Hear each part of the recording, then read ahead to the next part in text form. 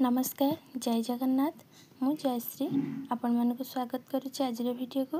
आज केश समस्या को नहीं मु आपण मानक पई लिंब तेलर व्यवहार किपरि करिवे आपण मानक पई एही उपचारटी नहीं आसी 14 नंबर वीडियो रे मु आपण मानक पई बहुत सुंदर उपचारटी नहीं आसी जहा फल रे आपण माने अपन घरे रही आपण केश पई मेडिसिन तैयारी कर परिवे।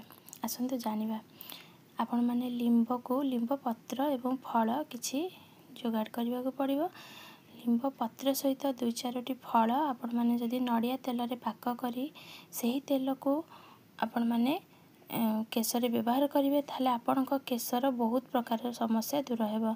जेपरिक आपणकर केशरे जदि बहु मात्रा रे रूपी हेउथाय ताहले आपणक केशर रूपी समस्या दूर हेबो, कारण लिंब रे एंटीबैक्टेरिया गुण थाए जहाँकि आपणकर रूपी समस्या को दूर करिवो एवं आपणकर केश जदि बहु मात्रा रे झड़ुताए ताहले आपणको से एही तेल माध्यम रे आपणक केश झड़िबा मध्य दूर हेबो एवं घन हेबो।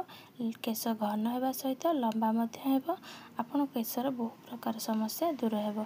आपण माने घरे एही तेल को सप्ताह को 2-3 थर आपणक केशर व्यवहार करंतु एवं सब बेले पई एही तेल को घरे निजे बनै निज हाथ रे तैयारी करी आपणक केशर व्यवहार करंतु। देखिबे आपणकर केशर बहु प्रकार समस्या दूर हेबो।